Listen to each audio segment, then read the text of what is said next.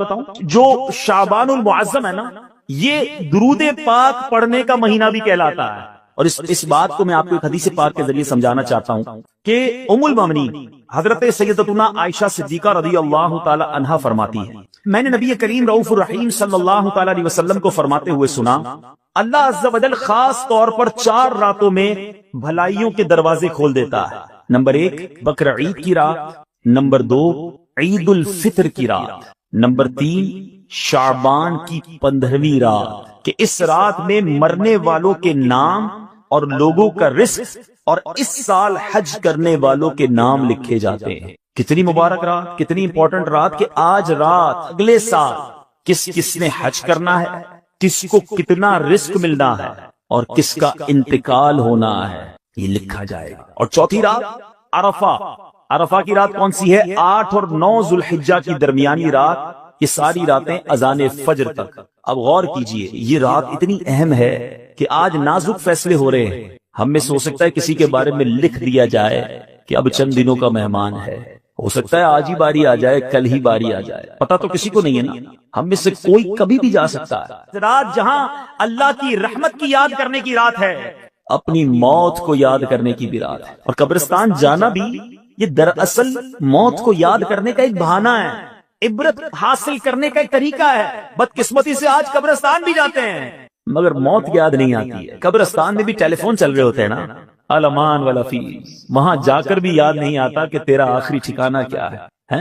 یہی تیری آخری منزل ہے اے دنیا کے گھر بنانے والوں، اور اسی کی رنگینی میں گم رہنے والوں، یہ کیوں نہیں سوچتے کہ میرا آخری ٹھکانہ قبر ہے، وہ کیسی ہوگی. انسان آج کے دور کا انسان جی ایسے رہا ہے جیسے مرنا ہی نہیں ہے. موت کی تو بات ہی نہ کرو بھائی، ابھی تو زندگی کی پلاننگ کرنی ہے.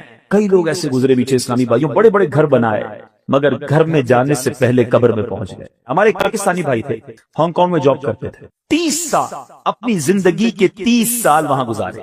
ظاہر ہر مہینے پیسے بھیجتے رہے. پاکستان میں ان کی کوٹھی تیار ہو گئی، 30 سال میں پیسہ بنایا، یہاں پیسے بھیجتے بھیجتے ایک اچھا سا مکان تیار ہو گیا. مگر وہ نہ آئے، گھر والوں کو اس گھر پر چوکیدار رکھا اور خود وہاں کسی جگہ چوکیداری کرتے تھے، چوکیداری سے پیسے بناتے تھے. آخر کار گھر والوں نے کہا 30 سال گزار لیے، اب تو آ جاؤ. گھر بھی بن گیا، خالی پڑا ہے گھر. اب اس نے دوستوں کو بلایا، کہا بہت ہو گیا، بڑا پیسہ بنایا، بڑی محنت کی، اب باقی زندگی سکون سے گزاروں گا، اب بیوی بچوں کے ساتھ ٹائم گزاروں گا، اب عیش کروں گا، اب سکون کی لائف گزاروں گا.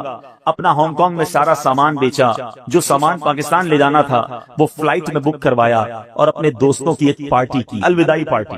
اس الوداعی پارٹی کے دوران ہمارے اس مسلمان بھائی کا ہارٹ فیل ہو گیا. جس فلائٹ سے اس کا سامان آنا تھا اسی فلائٹ سے اس کی میت پاکستان پہنچی. جس کوٹھی کو 30 سال پیسے جوڑ جوڑ کر بنایا تھا، ایک رات اس میں گزارنا نصیب نہیں ہوئی، اس سے پہلے قبر میں پہنچ گئے. آگاہ اپنی موت سے کوئی بشر نہیں، سامان 100 برس کا ہے، پل کی خبر نہیں. آج کی رات کچھ یاد کرنے کی رات ہے، کچھ سوچنے کی رات ہے کہ مجھے جانا ہے، یہ ٹھکانہ نہیں دنیا میرا، میری منزل کچھ اور ہے. اعلیٰ حضرت ایک اور جگہ سمجھاتے ہیں نا، گھر بھی جانا ہے مسافر کے نہیں، مت پہ کیا مار ہے، کیا ہونا ہے، ارے یہ تمہارا گھر نہیں، تم مسافر ہو. یہاں تو اصل گھر تو قبر ہے، اور وہاں جا کر کیسے گزارو گے. سنو، آج ہم سب چاہتے ہیں جنت میں جائیں. ہم میں سے کوئی ایسا یہاں نہیں بیٹھا ہوگا جو یہ سوچے کہ مجھے جہنم میں ڈالا جائے. کام ہم نے کام تو جہنم میں جانے والے کیے، کام تو مار پڑنے والے کیے، کام تو اللہ کو ناراض کرنے والے کیے، اور شوق کیا رکھتے ہیں کہ گلزار میں جاؤں گا، جنت میں جاؤں گا. سنو، کام زندہ کے کیے اور ہمیں شوق گلزار ہے، کیا ہونا ہے. سوچو، کام کون سے کر رہے ہو؟ جنت کا باغ بنانے والی قبر ہوگی یا دوزخ کا گھاٹ؟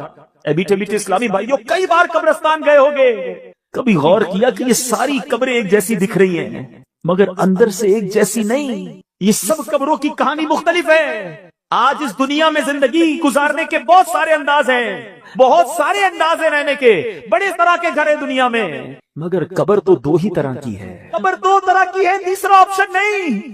मैं अपनी बात नहीं कर रहा, जिस आका का कलमा पड़ा है मैं उनका फरमान सुनाता हूँ। नबी पाक सल्लल्लाहु ताला अलैहि वसल्लम का फरमान आली शान है। मेरे आका फरमाते हैं, हदीस पाक का खुलासा है कि कब्र दो तरह की होती है, या तो जन्नत के बागों में से एक बाग होती है, या तो दोज़ख के घड़ों में से एक घड़ा। बताओ मेरे मीठे इस्लामी भाइयों, खुदारा अपने आप से पूछो, अगर आज मर गया कब्र जन्नत का बाग बनेगी? ऐसे काम कर लिए, क्या अल्लाह को राजी कर लिया? जिंदगी गुनाहों भरी तो नहीं गुजरी? अगर दिल से आवाज आ रही कि हाँ मेरी कब्र जन्नत का बाग बन जाएगी, फिर तो ठीक है। और अगर आवाज ये आ रही है कि नहीं अभी नहीं मरना, अभी तो बहुत नेकियां करनी है, अभी तो तौबा करनी है, अभी मर गया तो मर जाऊंगा, फंस जाऊंगा, तो बताओ फिर कब तौबा करोगे? फिर इंतजार किस बात का है? ऐ मेरे पीछे इस्लामी भाइयों, अचानक मौत आती है। कभी ये ना सोचना कि मौत बुढ़ापे में जाकर आएगी, हमें नहीं पता कि कभी भी आ जाएगी। 70 साल उसकी नाफरमानी करते रहो, 70 साल तक उसकी ना मानो, उसकी बारगाह में जुर्म करते रहो, एक बार सच्ची तौबा कर लो, एक बार उसको राजी कर लो।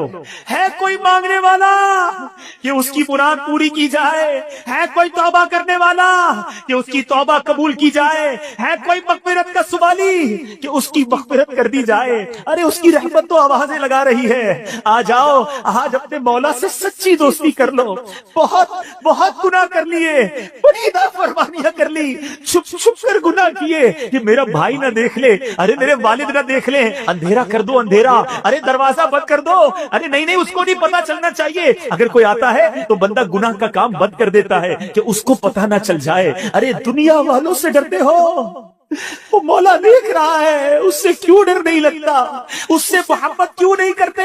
आपको आपके रहीम मौला की तरफ बुला रहा हूं, आओ उसकी रहमत के करम में, उसकी रहमत की चादर में, उसके दामन करम में छुप जाओ और अपने गुनाहों से सच्ची तौबा कर लो। आज माफी मांगने की रात है, आज अल्लाह की रहमत को पुकारने की रात है। अल्लाह फजल कर दे आज की रात, आज हमारी मग़फ़िरत कर दे, सच्ची तौबा अता कर दे। आ जाओ मेरे मीठे इस्लामी भाइयों, आज मांगने की रात है, आज सर झुकाने की रात है। अल्लाह, हमने हदीसों में पढ़ा है, आसमाने दुनिया से ये निदा दी जा रही है कोई मांगने वाला, है कोई तौबा करने वाला, है कोई मग़फ़िरत का सुवाली? लब्बैक लब्बैक या अल्लाह, तेरी रहमत के सुवाली जमा है, मग़फ़िरत के लिए भिखारी जमा है हमारी चोली में, आज मग़फ़िरत की खैरात डाल दे।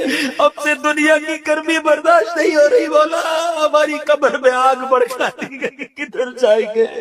ए अल्लाह, कोई इम्तिहान नहीं दे सह सकते मौला, बिला हिसाब में पूछे, हम गुनाहगार थोड़े। आज तो हदीस में पढ़ा है, कबीलाए बनी कल्ब की बकरियों के बालों की तादाद के मुताबिक बख्शे जाएंगे, तो थोड़े से कर आज जितने बैठे सबको बख्श दे मौला, हम सबका नाम लिख दे, हमारे माँ बाप का नाम भी लिख दे, हमारे घर वालों का नाम भी लिख दे। गुनाह कर करके गंदा कर दिया, हमें तो ये भी शर्म आ रही है कि हमारा नामा अमाल तेरे दरबार में पेश हुआ है, सारा काला गंदा बेहयाइयां, अल्लाह कुछ भी नहीं उसमें, कुछ भी मेरे मौला की रहमत से ज्यादा नहीं है। मैं कितना ही गुनाहगार क्यों ना हूं, मेरा मौला बहुत बड़ा है, उसके खजाने बहुत है। आओ, आका ने फरमाया कुछ इस तरह, इरशाद फरमाया, ला इलाहा इल्लल्लाह कह ले, अल्लाह तेरे सारे गुनाह माफ कर देगा। आज आए हो ना, शबे बरात है, बरात छुटकारे की रात। ये लफ्जी कितना हौसला देने वाला है कि बरात की रात है, छुटकारे की रात है, बख्शिश की रात है। अल्लाह की रहमत से बहुत उम्मीद है, हमें बुलाया इस इज्तिमा में, अब खाली नहीं लौटाना। आज इंशाल्लाह सबकी झोलियां भरी जाएंगी। बस एक सारी नियत कर लो कि मैं जैसा आया था वैसा नहीं जाऊंगा, आज बदल कर जाऊंगा, आज सुधर कर जाऊंगा। आज शैतान को चित करना है और अपने रहमान अज़्ज़ा वजल को राजी करना है। नियत करो सारे, आज के बाद मेरी कोई नमाज कज़ा नहीं होगी, फिल्में ड्रामे नहीं देखेंगे, गाने बाजे नहीं सुनेंगे, हराम रोजी नहीं कमाएंगे, सुन्नत के मुताबिक जिंदगी गुजारेंगे, अपने रब की नाफरमानी वाले कामों से बचेंगे। फरमाते हैं, भले बंदे दी सोहबत यारों, जिवें दुकान अतारा, सौदा भावे मुल्ले न लइए, बुल्ले आन हजारा। कहते हैं अच्छे बंदे की सोबत ऐसी है जैसे इत्र वाले की दुकान है। हदीस में, बुखारी शरीफ की हदीस है जिसका मफहूम है अल्लाह के कुछ फरिश्ते हैं जो सियाहत करते रहते हैं, जमीन की सियाहत करते रहते हैं, और जहां अल्लाह और उसके रसूल का जिक्र देखते हैं उस इज्तिमा को अपने परों से ढांप लेते हैं। रहीम से रहम ही का गुमान होना चाहिए। इंशाअल्लाह इंशाअल्लाह इस वक्त रहमत बरस रही होगी। जब ये फरिश्ते वापस जाते हैं ना, अल्लाह हालांकि सब जानता है, मगर इरशाद फरमाता है फरिश्तों किधर से आ रहे हो? खुलासा हदीस अर्ज कर रहा हूं। अर्ज करते मौला एक जगह तेरे बंदे जमा हैं, तेरा जिक्र कर रहे हैं, तुझे याद कर रहे हैं। इरशाद होता है फरिश्तों मेरे बंदों ने मुझे देखा है?